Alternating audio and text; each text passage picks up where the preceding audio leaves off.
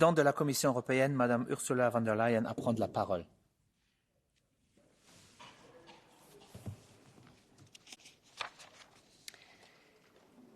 Mr. President, Madam Minister, honourable members, in any fight, it is always the side fighting for something that has a higher power on its side.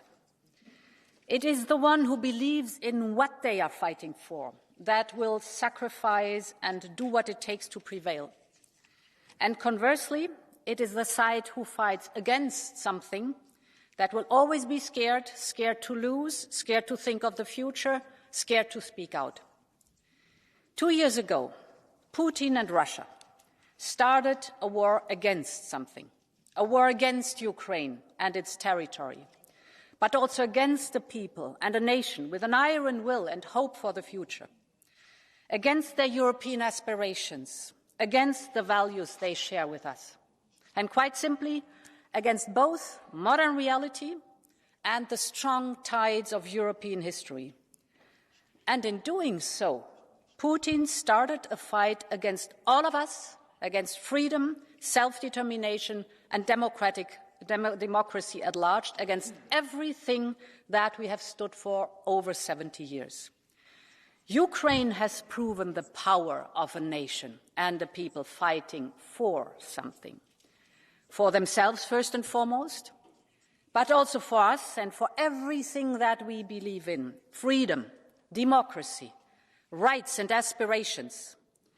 Some were surprised by Ukraine's heroic action, but no one should have been surprised that when faced with oppression, subjugation and tyranny, they chose resistance. And that is why, honourable members, I remain just as convinced of one simple fact today than I was 2 years ago standing in front of you. And that is that Ukraine will prevail and that Europe will stand with Ukraine every step of the way.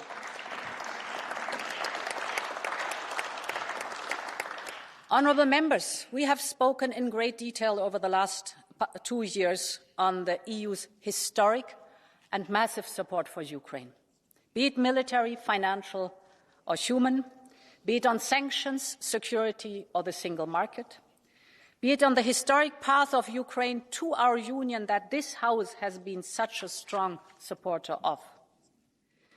But today, on this poignant anniversary debate, it is a time to look deeper at how we have got there and where we must go. The starting point is that Ukraine and Europe have shown that we are willing to fight and pay the ultimate price for the things that we believe in. And this was one of Putin's greatest miscalculations in that month of February, as he amassed troops on the border and planned a quick lightning strike on Kyiv.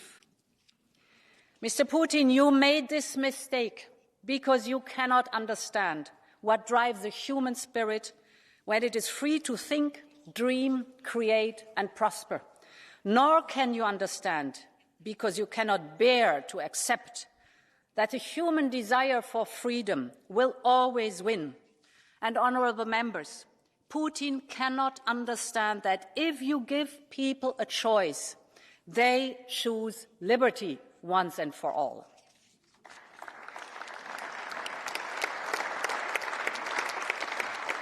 And in Ukraine's case, they fight for liberation. He cannot understand that the fight of the Ukrainian is different to the fight of a Russian soldier whose lives Putin has callously churned for a past long gone and a future that could never exist.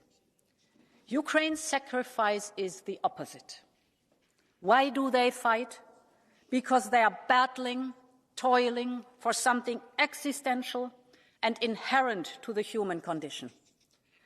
This is why Ukraine's will is not just stronger than Russia's. It is fundamentally different in nature and in character. And this is what Putin will never comprehend about us. This is why his invasion was not just morally, but also strategically wrong. He cannot understand freedom and why we fight for it, because his only instinct is to crush what he fears. And this explains what has happened in the last 2 years. Instead of toppling Kyiv, dividing the European Union and weakening NATO, the exact opposite has happened on each and every count. With the support of the European Union and our allies, Ukraine has not only held firm against a bigger country, a bigger army and a bigger economy, but it has retaken more than half of the territory that Russia occupied from the start of this conflict. They have knocked back Russian offensives last winter and are doing the same now. And this indomitable spirit is what we have to keep in mind here in Europe and right across the democratic world at this juncture of the war. There's no time for wavering. There's no time for navel-gazing. The message Europe sent at last week's European Council was crystal clear. And let me repeat it here. Europe will be at Ukraine's side for every single day of this war and for every single day thereafter.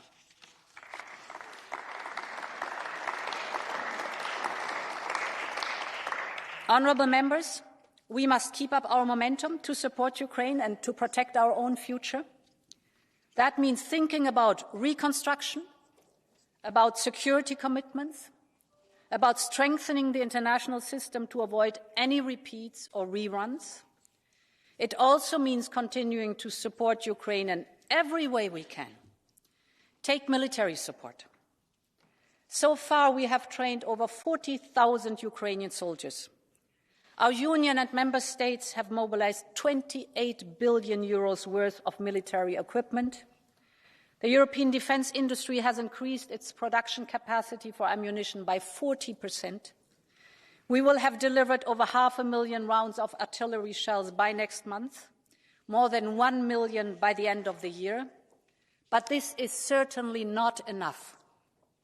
Not only must we accelerate the delivery of ammunition to Ukraine, as we look to the future, we must think of Ukraine's defence capabilities as part of our defence capabilities.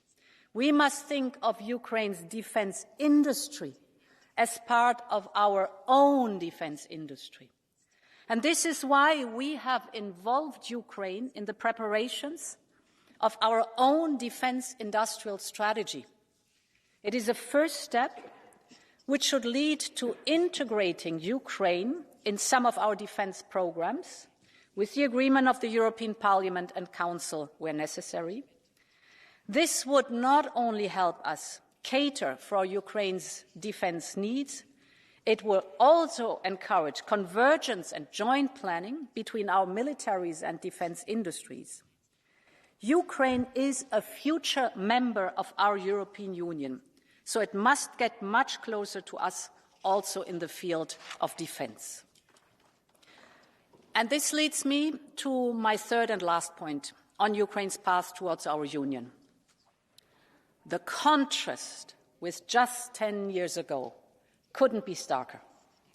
Back then, a pro-Russia regime in Ukraine was passing authoritarian laws and killing protesters on the streets.